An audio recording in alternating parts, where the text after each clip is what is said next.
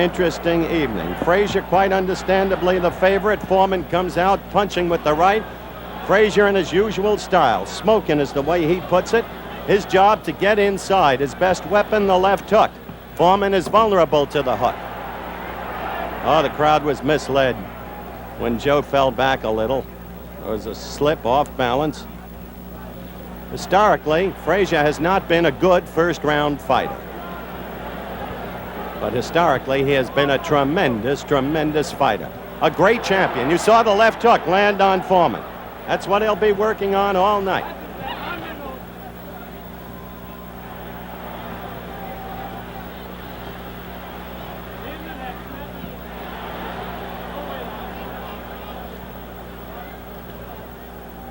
Foreman would like to keep punching and keep Frazier away from him with his punches. Joe's job to get inside. Steadily use that left hook. Whip. Oh, Foreman connected, as you saw. He's a big, strong boy. He likens this fight to the same kind of problem he faced. There's another left by George. He's getting into Frazier's head. We'll find out tonight how much the Ali fight took out of Frazier, if anything.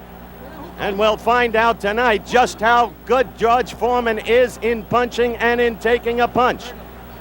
I think he hurt Joe Frazier. I think Joe is hurt. Angie Dundee, Ali's trainer, right next to me is saying it. You may hear him. Down goes Frazier! Down goes Frazier! Down goes Frazier! The heavyweight champion is taking the mandatory 8 count, and Foreman is as poised as can be in a neutral corner. He is as poised as can be. We have a minute left in this first round, and already this fight is proving out what some have expected. Oh, that left is getting in there. Underneath, Archie Moore is yelling to Foreman. We've got the excitement here that we look for. Frazier is dazed. He is getting hit again and again and again. The same head that was hit so often by Muhammad Ali. Frazier is dazed. You see the countdown for the first round. Foreman has not panicked. Foreman is going about his job. Foreman is all over Joe Frazier. Frazier is down again, and he may be. No, he is rising. He is game. He doesn't know where he is. The mandatory 8 count. He doesn't know where he is. Now the round is about to end. 2 knockdowns in the first round of Joe Frazier. Down again. No saving by the bell. He's up, and so the fight continues. 3 knockdowns in the first round by George Foreman. The stool hasn't even been brought out yet for Frazier. What excitement! You're looking at Joe Frazier, Yancey Durham over. The crowd shocked, but the crowd here rooting for Foreman. Muhammad Ali was their hero. Now you're looking in slow motion. The right for the first knockdown, clean as a whistle. Oh, what a first round. Well, back in Frazier's corner. As you look at them working over Joe, the ice pack at the back of the neck to restore the senses. Let's go to the slow-mo for the second knockdown. The right again. Clean as a whistle again. We're waiting for the start now of round 2.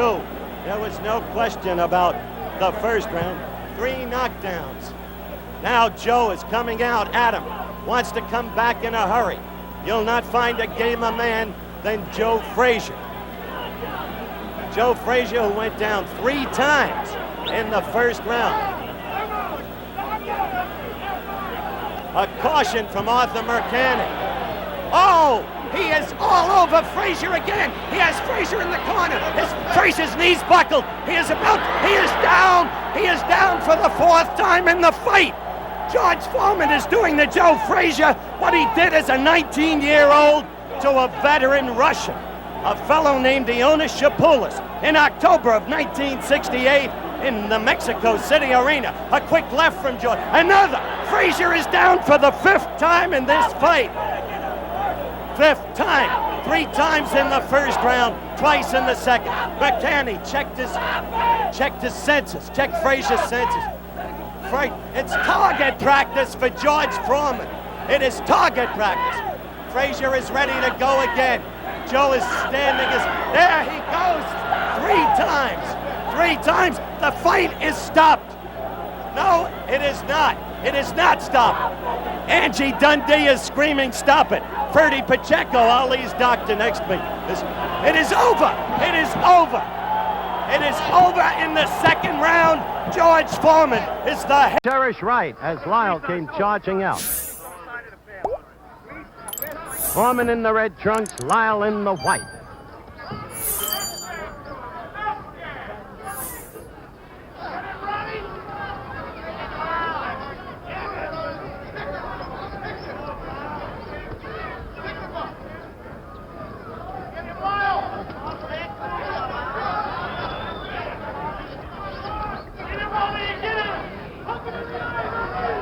George lagging his right leg behind him in the manner that Frazier did against Ali in the last 2 fights between those two. The effect of that is really to cut off the ring. Lyle is not a bad boxer, though he has a tendency to let the hand stay too low.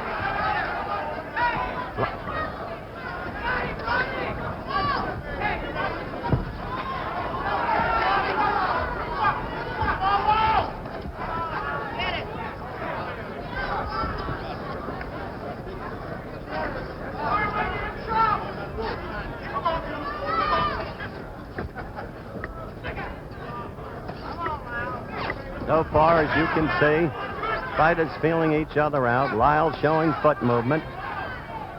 George stalking, lagging the back leg, but not yet connecting with a stiff left jab. He tried to get first one in, didn't get it through, the second got in.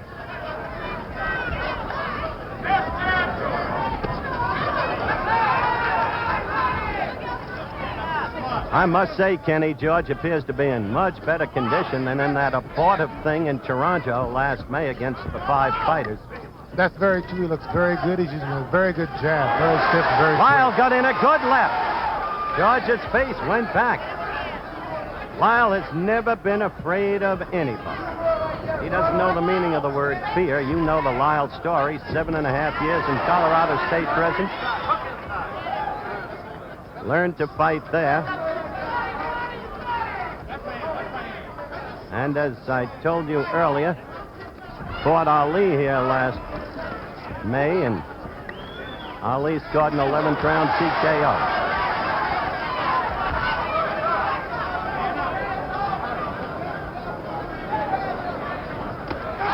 A good right by Lyle.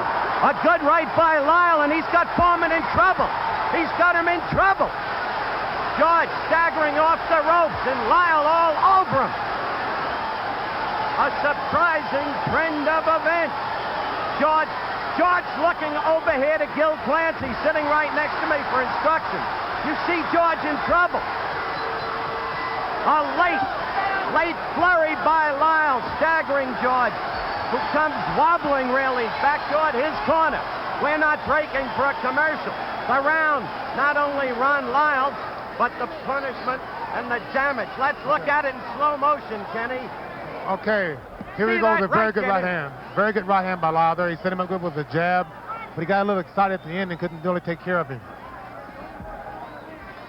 But as I said before, Howard, it shows that Lyle has no fear of Foreman, none at all. No fear in Ron Lyle at all. Good punching power in either hand. Nothing wrong with Ron Lyle's left. As I said at the very top of the telecast, if Ron Lyle can do any one thing, he can punch. But I don't see any of the old Foreman confidence. The guy who knocked you out in the second round, Kenny. Where is it? I feel he has the confidence. I feel that this round he must come out fighting and take over, be very dominant. The voice of Kenny Norton at ringside with yours truly.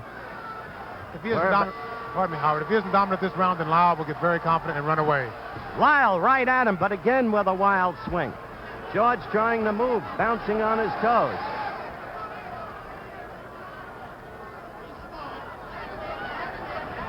That's the first time George got in 2 good short left jabs, and that's what he must do.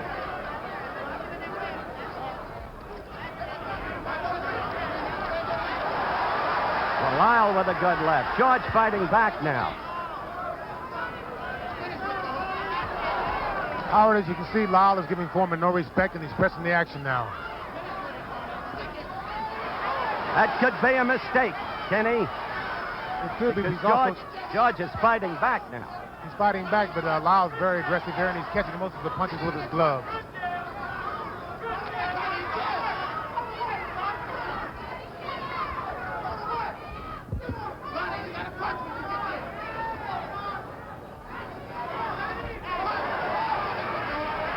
See that right come around and land on Foreman. Foreman in the red trunks, Lyle in the white. And the advisors are yelling to Foreman, keep those hands up. Now Lyle is hurt! Now Lyle is hurt! Quickly, Foreman landed a left and a right and another left, and Lyle's in trouble. He's against the ropes, trying to cover. Now let's see if George has learned what to do with an opponent against the ropes. Certain it is, he didn't know what to do in Zaire. Look at that left of Foreman's get in there. And it's a different Lyle now. He's a little shaky. The leg's just a little rubbery. Foreman is a tremendous puncher. No question about that. Ken Norton can attest to that. I told you we'd have a slugfest, and that's what we've got. Very good counter right hand by Lyle there. Very good.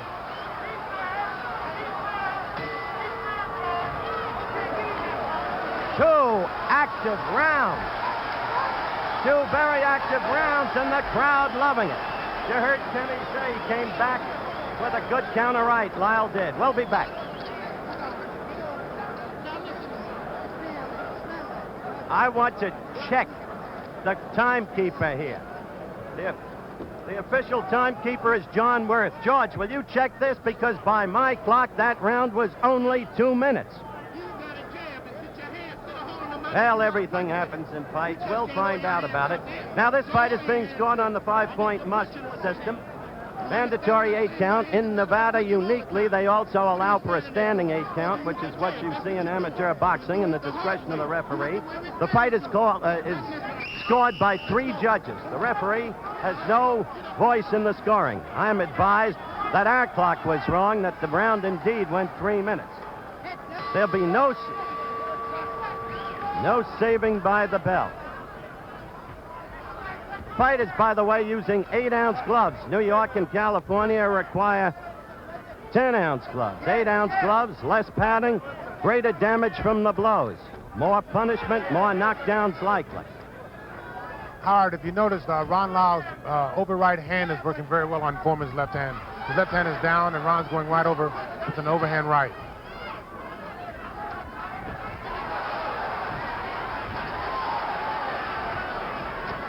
By the way, Ken Norton unofficially scored, of course, the first round for Lyle, the second round for George Foreman. I tell you, Kenny, Lyle must be careful. You're right about the use of the right. There it was again, over Foreman's left. But Foreman's jab is beginning to get to Lyle's head, and Foreman's power is so punishing that he can end the fight at any time. That's very true, but he can't afford to let Foreman really get off. He's got to be more aggressive and kind of force the action. So if he gives Foreman punching room and wait and utilize his power, then this is all in Foreman's favor. Agreed.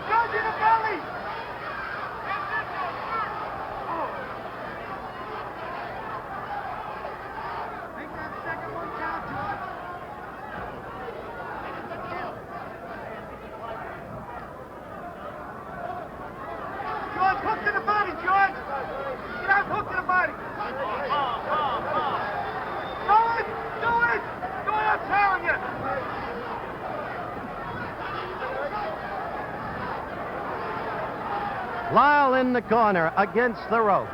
But then again, Howard, I think Lyle is playing possum here. He's trying to wait for Foreman to throw a right hand so he can counter. Lyle just threw a good right hand, Kenny.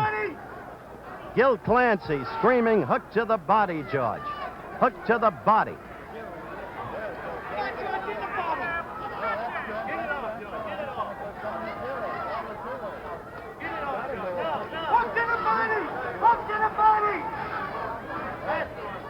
George just tried to hook to the body in response to Clancy's exhortations, but he didn't get through Lyle's guard.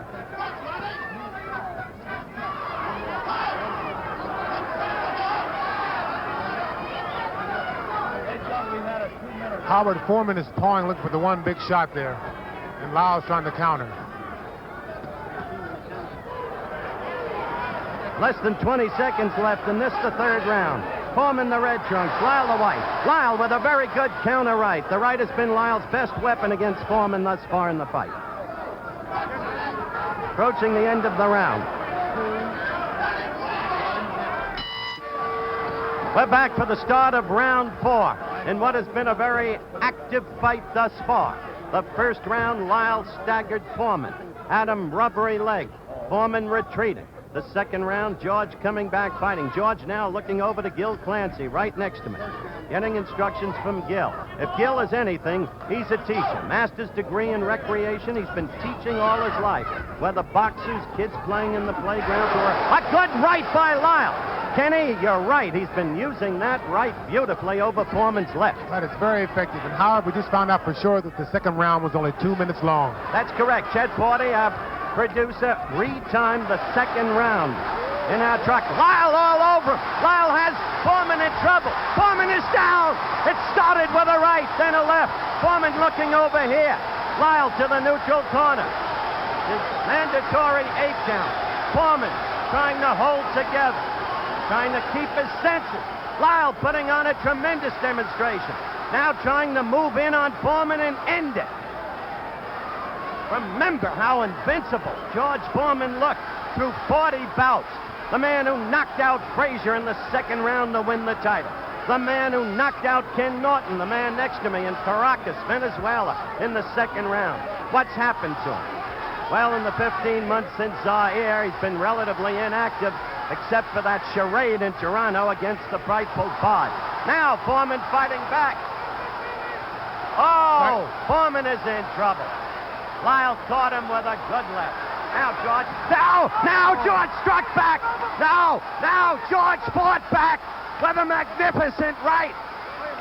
George fought back. Lyle let himself open for that. He got overly aggressive there. He was very excited, and Foreman was throwing hard desperation punches. A minute to go in a wild fight. Just as Lyle apparently had George in trouble. George with that punching power that we talked about in prior fights. Lyle is now ready to go. Against the ropes. About 40 seconds left in the round. Lyle covering up against the ropes. His handler screaming to Foreman, hit him in the body. George at the head. Lyle is now wide open. He is Lyle trying to swing back. This isn't artistic, but it is slugging the way the public wants it. Lyle now trying to fight back. Only 10 seconds left in the round. Now Foreman was staggered. Foreman was staggered by a Lyle left. Foreman goes down. Foreman goes down. Lyle fights back. Foreman, there's no saving by the bell, but Foreman is up. Foreman is up. What a fight, Kenny. Oh, this is the slugger's fest here. Both men are leaving themselves wide open. As Kenny said, both fighters leave themselves wide open. Call it over the slow-mo, Kenny. Here we go right now. Both fighters leaving themselves wide open. They're both relying totally on power here. George is using his strength. He was hurt. He comes back and he staggers Lyle. Foreman goes down here with a very good Lyle punch. They're both working very hard, and they're both utilizing their power and forgetting boxing. As I said, I would hardly call this an artistic affair, but at the very beginning, we told you we looked for a slugfest. And most people, remembering George's absence of stamina at Zaire, had the feeling if Lyle could get past the 5th round, his chances would materially improve. That's very true, and Lyle has been known to come on in the later rounds. He's very good, his stamina is very good, his punching power is good. And so now the question is if George can recover and continue on here in the later rounds. Kenny Norton at ringside with Howard Cosell. 5th round action underway.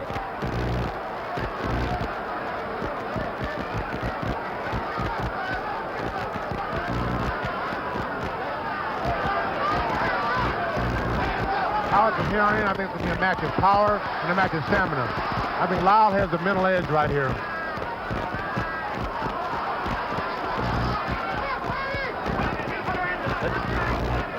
The two men both seem wary already, and who could blame them the way they've been punching and with the damage they've each been rendering. A good left by Lyle. Foreman holding on. Here we go, Howard. Staggering all over the ring. Lyle against the ropes, throwing the left uppercut. Foreman in trouble again. No bounce in the legs. Foreman's in bad trouble now, and Lyle's trying to execute with the hook. And Foreman's hands are down, if you notice, which is very good for Lyle's hook and overhand right. Foreman looking over here at Clancy for advice, and yet he doesn't even seem to be with it. Kenny made the point that George's hands are down, and so they are. George is falling forward over Lyle, trying to hit back. This is really a heavyweight fight, Howard. It's total guts here and power.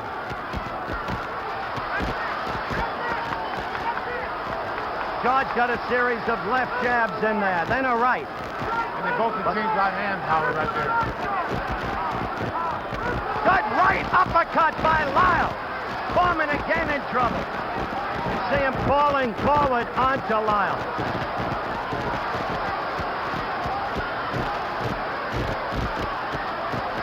Now it's Lyle. Now it's Lyle. What an incredible fight. Utterly without boxing skills. Just punching away. Each fighter in turn leaving himself open. Both men are really working here. Foreman's using his power and Lyle's waiting just a little too long. They're both fighting. Foreman.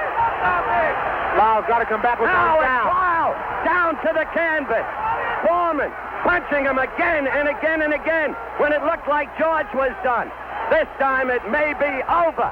This time it may be over. Lyle's not going to make it, Howard. He's not going to make it. A knockout in the 5th round by George Foreman when it seemed Lyle. And most people think it won't go about 3 or 4. Ledoux with his back to your camera, right here, our camera, I should say. George Foreman, very tentative to start out with. Well, maybe he's trying to give the people a little action tonight, maybe go a few rounds. But I doubt that very seriously. George does not like to fight any lengthy time in his fight. Foreman is 6'3", 27 years of age. Ledoux is 27, about 6'1½". He comes forward, which might not be the way to fight George Foreman. Look at Foreman as the ballet man. I disagree with you, really, Tom. I think the best way to fight Foreman is coming forward, but moving side to side as you're doing it, staying inside the reach and inside the punching power of George Foreman. Foreman has a good heavy jab. It's very stiff, isn't it? It's like a sledgehammer. So the thing to do is to move inside, stay inside that power. His last fight, a 5-round knockout of Joe Frazier. Okay, Scott Ledoux is the fighting Frenchman from Minneapolis, 18 wins, 11 of those by knockouts, misses with a wild left.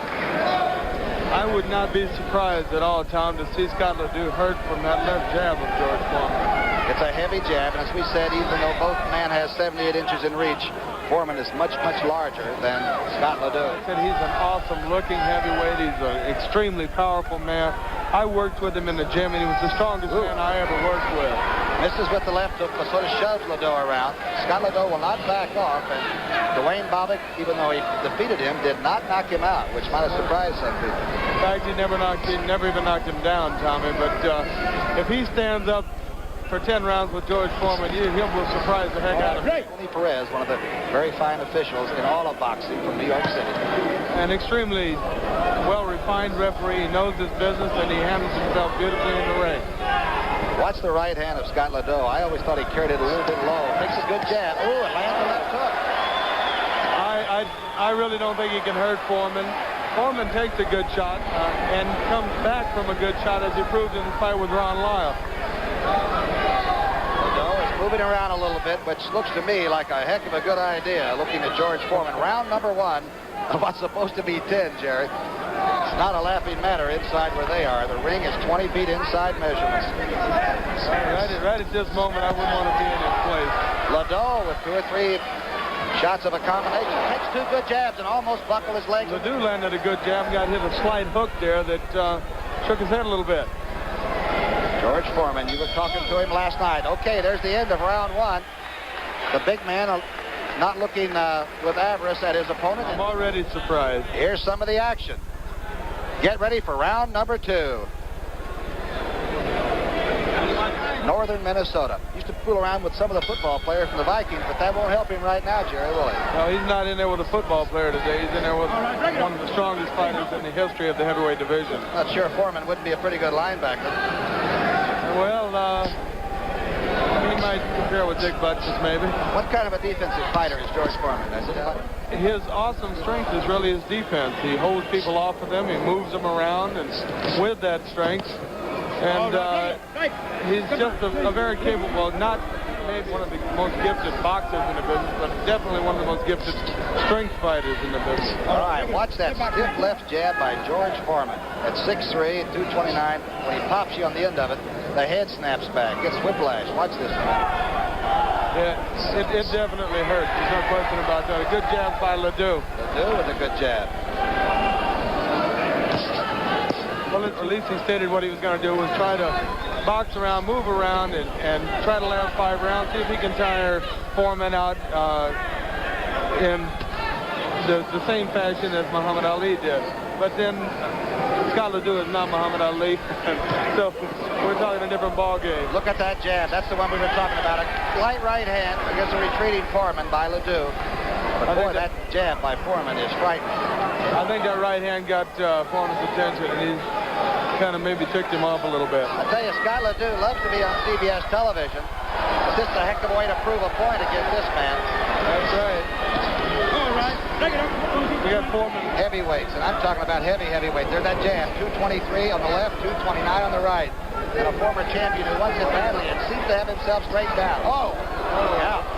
Shot missed by Foreman, but Ledoux landed a decent right hand in the middle of it.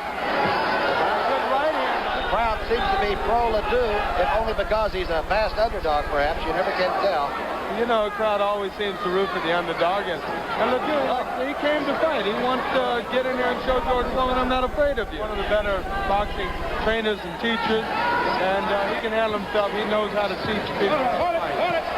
26 seconds left. A push down by George Foreman, which might show his strength if it even doesn't affect the outcome of the fight. He just pushed him down. Tom, I really think that Ledoux said, hey, I'm not going to be intimidated by his power. If he uses it, I'm just going to go along with it. All right, good idea. 8 seconds left. Jerry Corey knows he's been with the greatest heavyweights in the world, missing the left hand and right hand. Foreman chased him into the neutral corner. An uppercut, and they're fighting at the bell, and Ledoux through the last one. End of round 2. And you're right, Jerry. Scott Ledoux did not come here to roll right over. He is not intimidated at all by Foreman.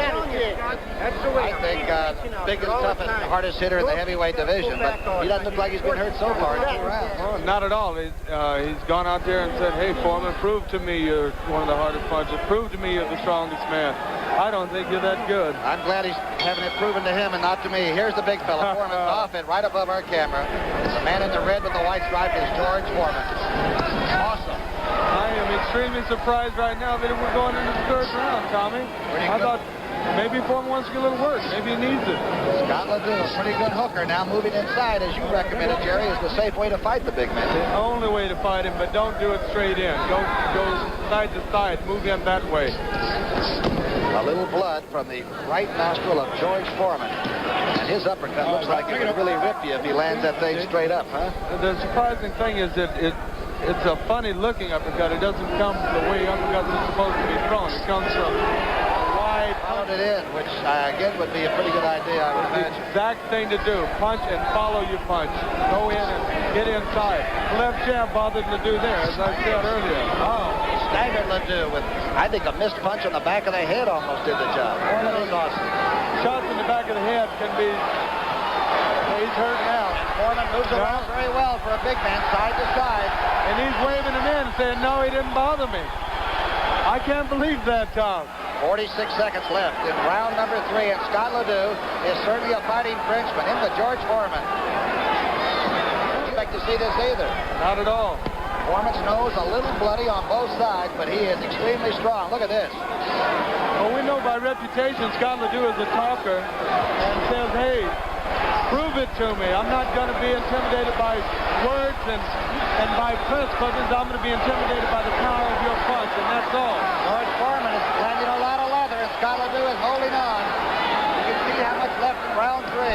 How much is left in Scott Ledoux? That's the big question. Good jab by Foreman. 2 good jabs by Foreman. In complete control of his faculties. Incredibly in control. Maybe he will try to tire out George Foreman. George Foreman corner, an overhand right, and Foreman now is mugging the young man from Minneapolis, St. Paul. Right above him, right hand by Ledoux. Out of nowhere by Ledoux. And Ledoux hasn't backed off at 223, even though he's been shaken in round 3. I see a little blood on the bridge of the nose of Scott Ledoux. I don't know whether it's a gutter coming from his nose or Foreman's nose. Foreman now beginning to stalk Ledoux, but Ledoux keeps coming back and throwing a big punch just in time to drive him off. Oh, 3 big lefts, 4 big lefts. And he shakes his head at Foreman again. Ledoux's still shaking his head. You're not hurting me. I don't believe that. 13 seconds left in round 3. Many thought it would be over by now. There are 10 seconds left. I thought it would be over by now. There's no question that Ledoux is showing he's a gutty man. Big He's one down there. from a short right hand. Against Rondeau, but suddenly, just hours ago, they agreed to him. And Rondeau, the referee, will have no voice in the scoring as George Foreman comes climbing into the ring behind his manager, Dick Sadler. George Foreman in a bright red robe, a huge man, now 25 years of age. He weighed in at 224 3/4, a little more than 7 pounds more than he did for Joe Frazier in Kingston, Jamaica, back on that January 28, 1973. There is no detectable sign of a limp. Remember, it's the right knee that was presumably damaged, that caused a furor here for most of today, until finally we all learned that, yes, indeed, the fight was going to take place. Why the Norton forces changed their mind at the last minute about Jimmy Rondeau, we don't know. Rondeau told me this morning that he was sick of the whole thing and felt he'd come out on the short end, that he'd just as soon not referee it, but here he is. And we'll be back with the action in just a moment. And above all, whether or not he lets Foreman try to manhandle Norton the way he manhandled Frazier, pushing Frazier off at the shoulders. That's why there was such a big hassle over the referee in the first place, because the Norton forces wanted to make sure that a referee wouldn't permit it. The bell for round 1.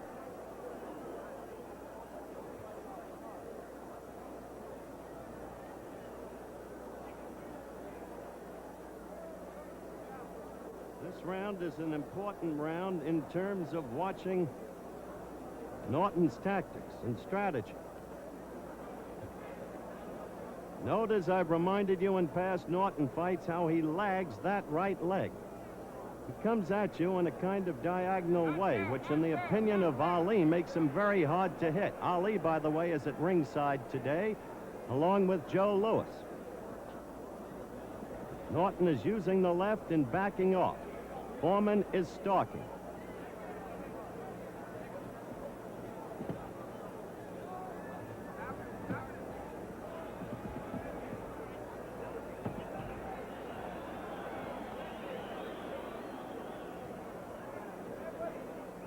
Norton, if he gets hit by Foreman, will be really facing a test, because Foreman is a terrific puncher.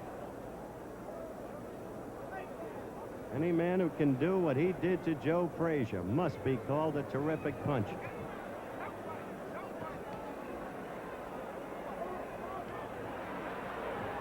Foreman got in a couple of pretty good ones to the head. We have about a minute and a half left in this, the first round. Remember when Norton fought Ali, he was the aggressor. Angie? This is something this guy's doing the wrong thing. Wait, lay him back, lay him back. That's Foreman's game. The guy's going to get some great shots in on him.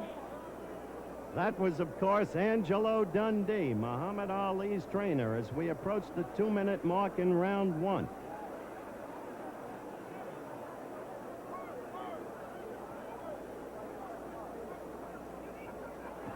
You saw Foreman with an amateurish miss, but he came back with a left.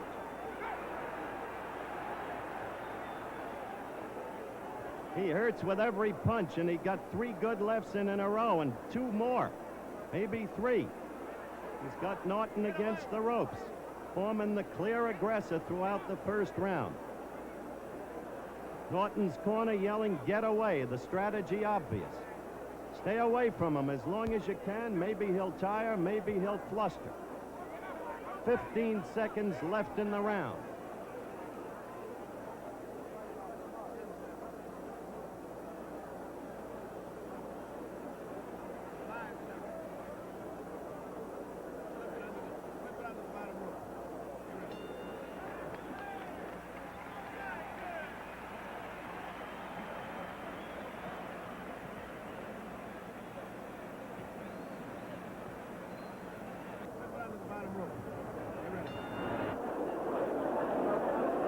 The bell for round 2.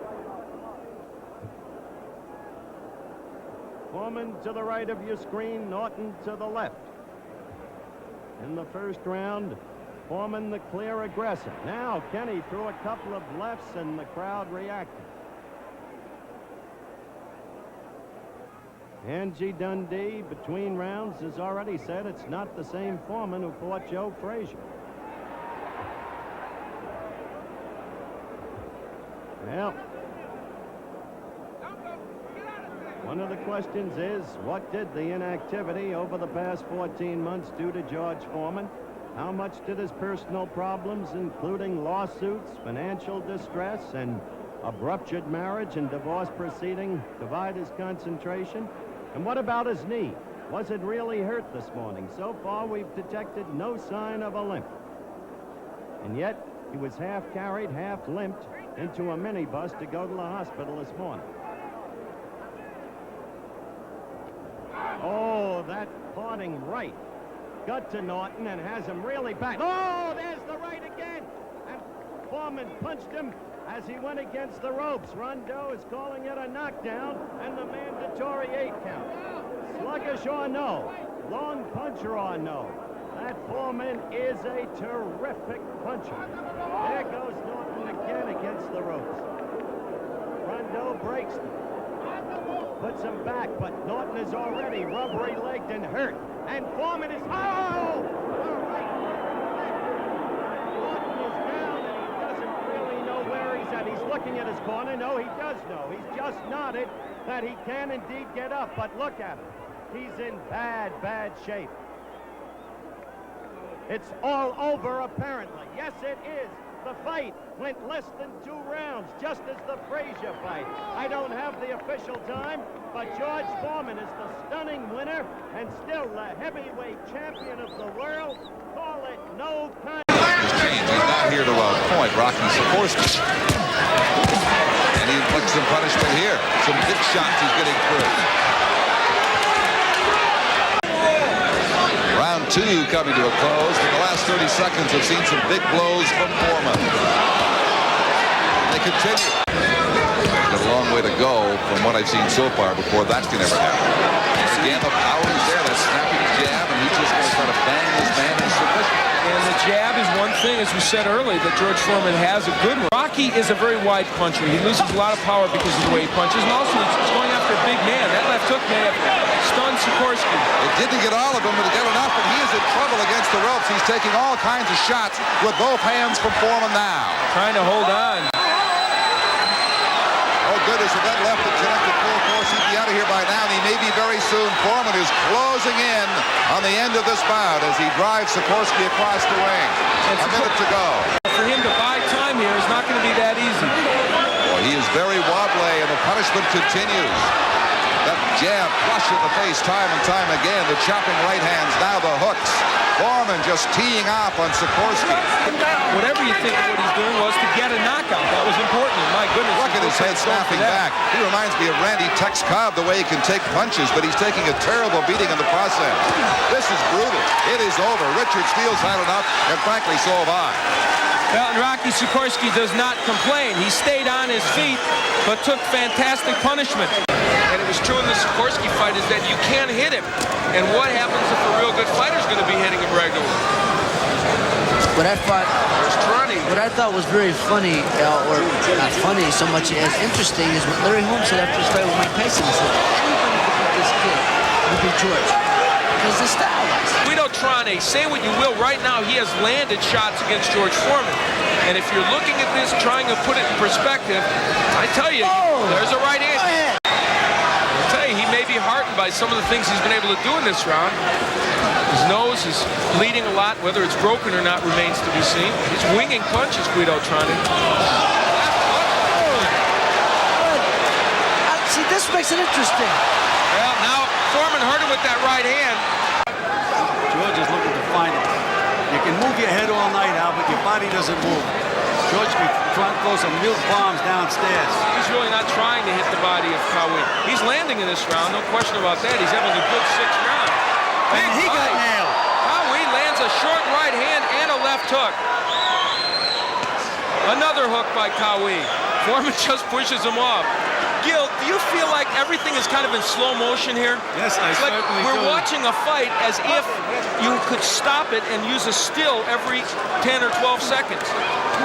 There's 22 seconds left in round 6, and that left hook did hurt him. That's a knockdown because no, it isn't. It should have been. He went against the ropes. Against the ropes, right. That's correct. That should have been a knockdown. Instead, Foreman stopped punching. Kawi got up. Well, you said this would be a key round, and right now George Foreman is dominating. That was the first good left hook to the body, which I think he can land all day. And I'm not sure that didn't really hurt Kawi. I think Kawi wants to quit. That's it. Well, as I said, Al, he had the will to get by this round, which he did not have. Well, it's an unsatisfactory ending, to be sure, from all standpoints. Look at some of those short. The end of there was that good left hook underneath. I think that took all the rest of the fight out of Dwight Kawi. I had been mentioning he was wide open for that punch, and he's just brutalizing him now. Nothing great, no big snap, but the punches are there, and I guess Kawi knew he was out of gas, and that was the end of the fight. You touched the key word there, Alex. Balance, something that Gil Clancy has said that he really wanted to work on with Jerry Cooney. Oh, there's a left from George Foreman. Without the mouthpiece for the remainder of the round. Oh, there's that jab of Foreman again getting in. George, we have to say right here, and not just in contrast to Jerry Cooney, George is a little bit quicker than he has been in his 19 fights of his comeback. Wait a minute, I am not supposed to be on the ropes. Let me get out of here, and he did. Before Foreman was able to take advantage of it. But again, Jerry in a corner. And that time, Jerry got a little left hook in, and he wobbled Big George. Oh, and there's a good right lead by George Foreman. It doesn't do a whole lot, but it definitely scores. Ooh. Oh, and another right by Foreman. And Jerry Cooney has his left hanging a little low. And there is the big roundhouse left, the trademark punch of George Foreman. Oh, and look at the left come up and slice the left. And Jerry Cooney's in big trouble. He's ready to go. And there he goes. 2, 3. First knockdown. Watch the inside right hand. Foreman again walking to Cooney. I'm sorry, left got him in trouble. It was a left hand inside that first got him in trouble. And then George didn't waste any punches. Very accurate. 3 punches, they all landed, and they all kept Cooney in trouble. And then a swinging right hand and him helpless and down. George Foreman did not miss one punch once he had his man hurt. But it was the left that sliced between the gloves of Jerry Cooney. There it is right there. You saw it lift the chin. And now it's just target practice. And Jerry Cooney really showing a lot of will just staying on his feet. He's out on his feet. And let me say something about Jerry Cooney.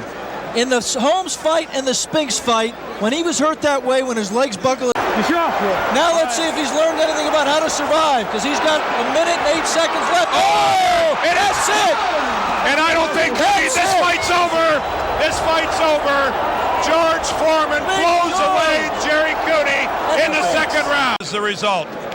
This is the finish of the fight, and Jerry Cooney really, for all intents and purposes, the left uppercut, there's the right, it's all over. You know, George Foreman throws a lot of unorthodox punches. That time he threw an uppercut, he got out over his lead foot, and he threw a perfect uppercut. Well, walking in with it. Yeah, keep in mind, Alex, it's against a man who's really out on his feet. I mean, Jerry Cooney showed a lot of gameness and just trying to continue.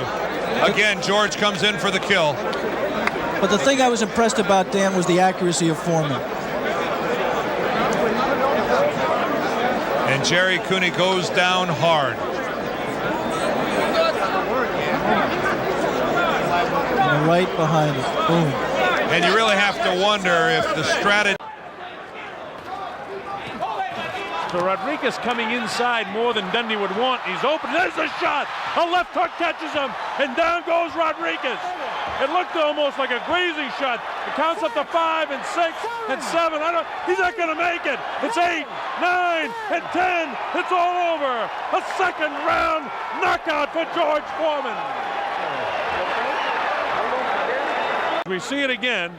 Watch, look for the left hook. He sets it up here. The right hand misses now. Here it is, bam! And down he goes. And when he threw it, it didn't look like it was that heavy, but Adelson Rodriguez, a guy who scored 26 knockouts of his own, really on Queer Street. He cannot recover from that. So we answer the questions in a hurry here. Can George stay in there with a world-class fighter? The answer tonight is definitely yes. Misses the right, now watch the left hook. Here it comes, bang, right there. And again, it didn't look like it caught him that flush, but George is so big and so strong that Rodriguez can't recover from it. You can tell by the way his body is kind of going around awkwardly that he's definitely knocked out. Here he comes, he misses with the right. Now it's just the left hand, look at him, bang, he just catches him. The head spins and down he goes. And the awkward position he lands in and the way he falls. It's taken 13 years before Canada is ready for George Foreman again. Going to the body of Ken LaCusta. Matter of fact, that exhibition, and there goes LaCusta here in the third. 1, 2, 3, 4, 5. Struggling to get to his feet. He's not going to get up. He made it. Going wild. Foreman now will intensify his effort. As Foreman said before, you can take no one for granted. And there goes LaCusta down for the second time. The crowd urging him to get up again. 3 knockdown rule in effect. Will he make it? No! It is over. LaCusta goes out with a bang. Both men exchanging, and that looks like it sent Jimmy Ellis into a land that he didn't want to go so early. Sensing the kill, George Foreman moves in. Jimmy Ellis tries to cover. To the chin. There's a left that misses, a left that hits him in the face.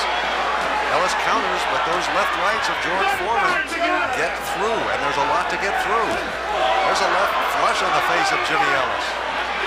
Foreman throws a left right again. Ellis counters, but he is... Foreman looking to measure his man. There's a left to the face of Jimmy Ellis, and Richard Steele stops the bout. Cozy confines, big uppercut. And down goes Stewart.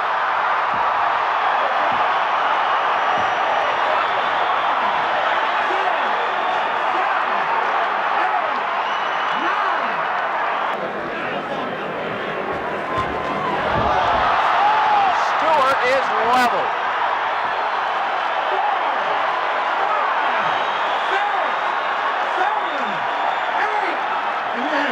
That round. This is a great punch.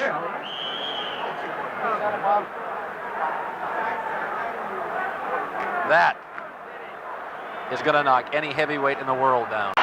You can't let Foreman hang out in the corner. An uppercut. And Stewart's right foot drags on the canvas. He's in big trouble. Big George is close to knocking him out.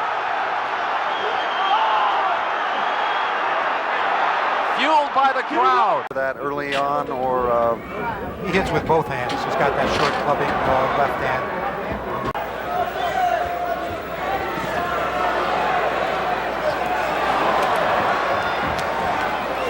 early on, talking with Larry Merchant, I asked him. As far as marquee attractions, Foreman is kind of it for the two champions.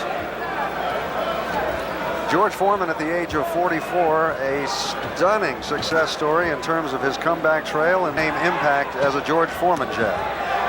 It's not at all the kind of mosquito punches, you know, annoying, busy, but they haven't changed the... Right hand, Pierre Coetzer seems to be bothering George Foreman somewhat. I see Foreman just continue to pound him. Wait, and here he continues to allow the punches by Pierre Coetzer to at least land, but certainly not do any damage, and then moves in for his own destruction. By virtue of those two defeats, solid defeats, so to speak, he's here tonight to make a payday.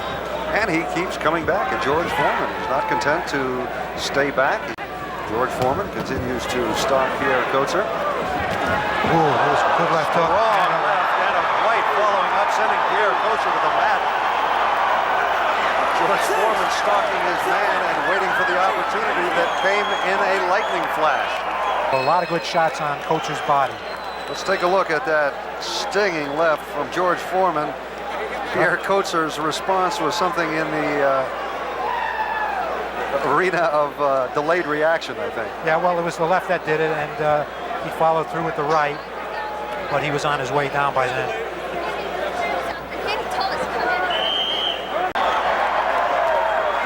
George Foreman, very calm, very cool, very collected, continues to stalk Pierre Coetzer, continues to wade in, throwing good shots to the body, good shots to the body.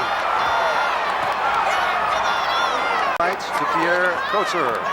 Very impressive the way he's making every punch count. Huge left and right. There's another left jab. Scheduled 10 rounds.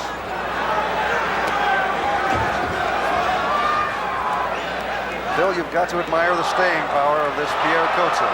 Right. George just turned to referee Cortez and got hit in the bargain as Coetzer threw a right hand. Pierre Coetzer staying in there. Fighter.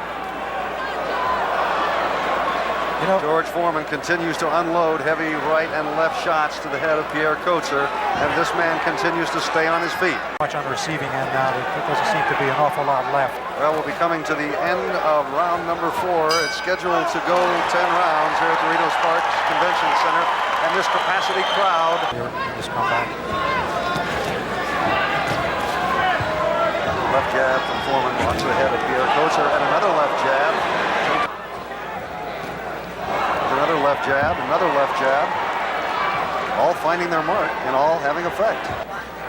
We're in the 5th round of a scheduled 10-round fight. It's a heavyweight fight between George Foreman and Pierre Coetzer. Control of the bout.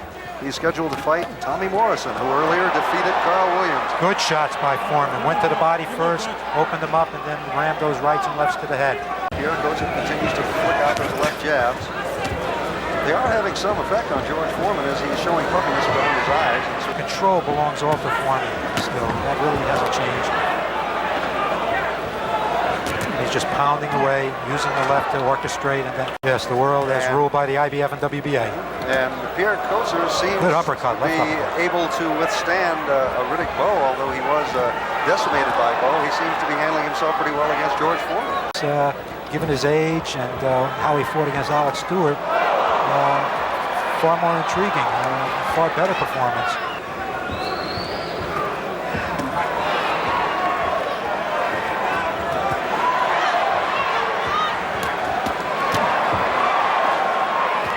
George Foreman now going on the offensive against Pierre Coetzer. He's been busy doing commercials. I was in LA a couple of weeks ago when he shot the pilot of a sitcom that Tony Danza is co-producing. Foreman seemingly having Coetzer in the corner and not able to corner him and keep him there and inflict damage. But doesn't appear to have the overpowering strength. There's some strong left-right combination by George Foreman that buckles Pierre Coacher, and a right sends the South African to the canvas. 5, 6, 7. We have over a minute left in round number 8. Take a look at the ending. There's a left-right combination, and Pierre Coacher, stunned, goes to his knees.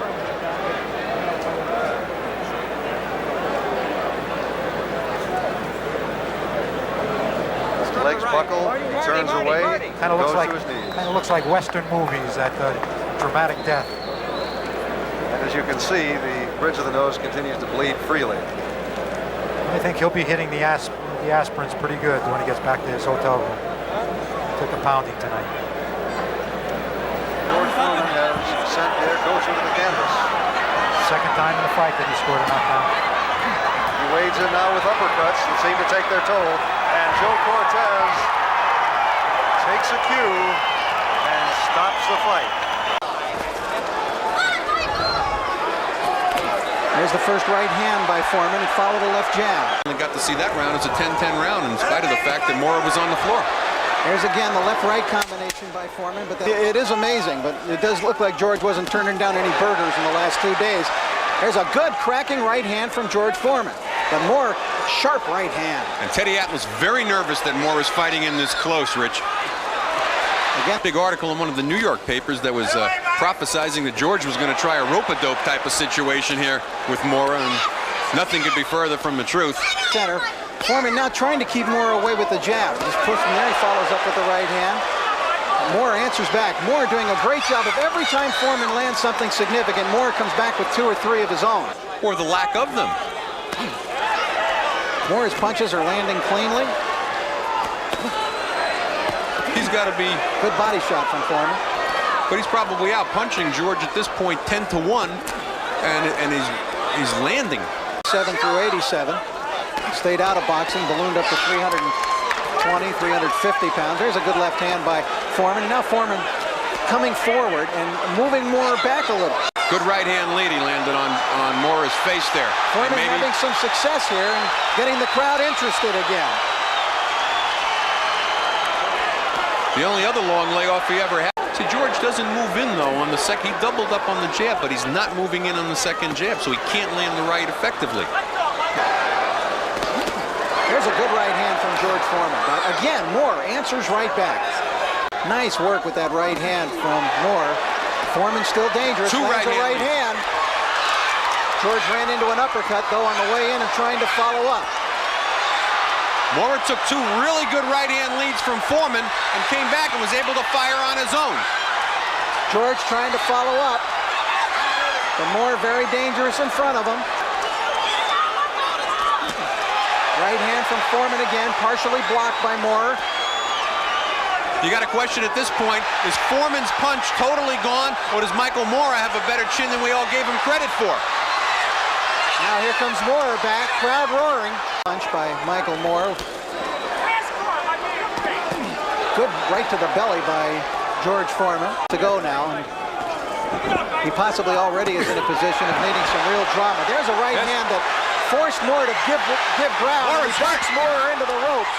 Now wait to see if Mora here answers back. Good right uppercut from Foreman.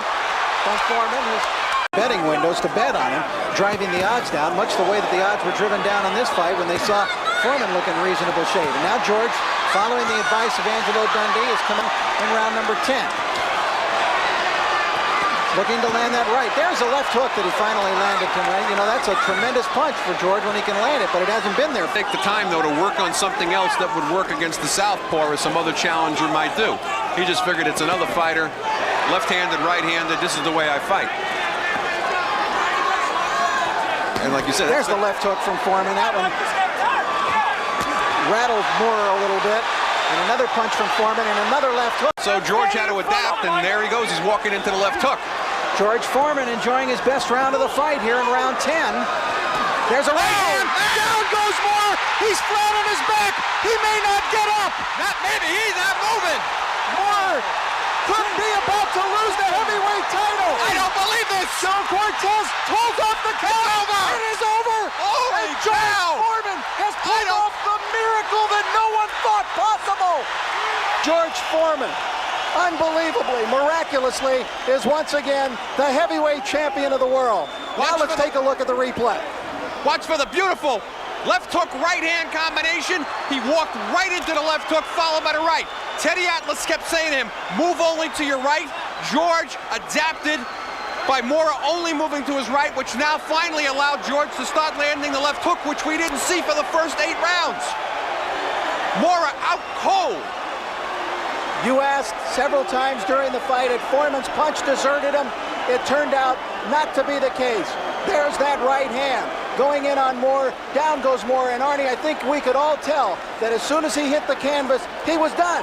It was over. The experts said coming into this fight that if Foreman hit Mora the way he was hit by Bert Cooper, that he would not get up. Foreman wild with the right hand, almost amateurish.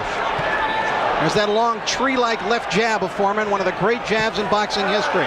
Schmeling, who of course won it, and Carl Mildenberger, who in 1966 attempted to wrest the title from Muhammad Ali, but chopping left uppercut inside from Foreman. Mildenberger fought well before being stopped by Ali in 12 rounds. Foreman getting more serious, left hand by George. Right hand by Foreman, and Schultz counters. Better round for Foreman here in the second round. He's really gotten his jab to much, much better work. Right uppercut by Foreman inside as Schultz. Angelo Dundee wants more jabs from Foreman, and that's the way he starts here in round 5. That's a good jab from Foreman. George has the jab working better tonight than it did against Michael Moore last November. Good right uppercut from Foreman. Schultz answers back with a right.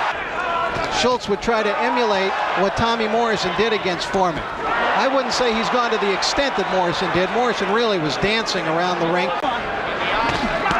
Right hand from Foreman after a Schultz right. That one hurt Schultz. Schultz in a little bit of difficulty here. Comes up and holds Foreman.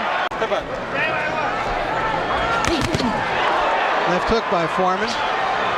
Big George weighing 256 pounds tonight. He is not the heaviest man ever to fight for the title. Primo Carnera was, but several times more than that. Oh, good right uppercut from Foreman. But Schultz displaying the good chin we heard about. Foreman lining him up with the jab. Schultz back in the move once again. There it is again. 1 minute into round 11. Strong right hand from George Foreman. Oh, there's that 1-2 by Foreman. And Schultz.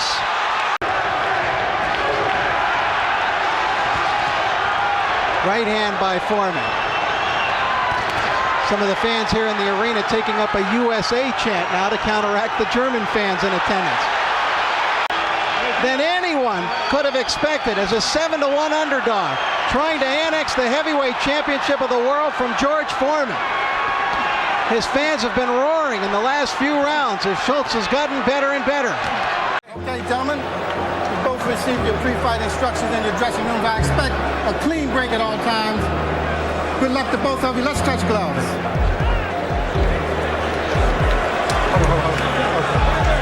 And we are ready to begin round 1. To begin round 1, scheduled for 12. Here we go. George trying to deflect the punches. George has been able to trap people against the ropes and put them away. George reached it with a couple of stiff jabs then for the first time.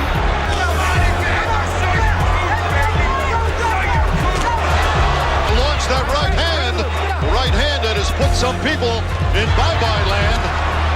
Back comes Holyfield in round 3. Evander's landed about 4 consecutive combinations to the head. And George certainly is reeling and rocking in there, but he's fighting back. The last punch was a good left hook by Evander. The lateral movement has to be alternated, and that's exactly what Evander's doing. And landing big right hands like that one. George looks like he's in field. I think I almost saw that come out the back of George's spine. Holyfield Holyfield certainly has the slingshot, and he's winging a lot of stones right into George Foreman. Very good right and left hand from There's a bit of effect. Has to catch up with him eventually, unless he puts together a big blockbuster and takes Evander out of there. Which he just landed a left hook below the belt, which Battle didn't seem to see, and then came upstairs with a left hook to Evander's head. George Foreman is now breathing harder. Well, here he comes. George is putting together a rally here.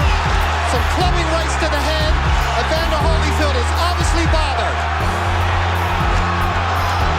But he countered with a nice right hand, and I think it all began with a low blow. I think he's already proved some of us so-called experts wrong, in that he couldn't keep up a fairly fast pace. A tremendous right hand from Holyfield. A stiff jab. A left-right combination. Here comes Foreman with a combination of his own. Good little left hook by George Foreman. Another one, and a third one. That was 3 left hooks in a row, and Holyfield did seem to be jarred. The face by Evander Holyfield. Oh! Right hand from Foreman. Definitely. Holyfield. George is coming on like gangbusters here. That looping overhand right found the home. And a little short chopping uppercuts. The overhand right. Holyfield's got to move. He's got to get out of there.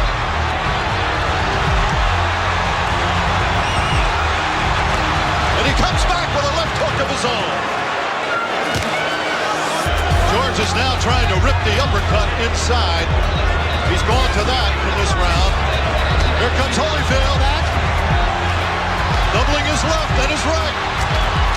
Scoring heavily. A series of approximately half a dozen combinations. Oh, combination from the champion. Continues to punch away. Moving, punching. Keeping to the game plan. George with a left hook and a right hand. I think clean punches so far have been landed by Evander Holyfield. He's doing exactly what he wanted to do, and George really hasn't been able to unleash any of his big bombs. Remaining in round 2. George lands a left. Holyfield on the ropes.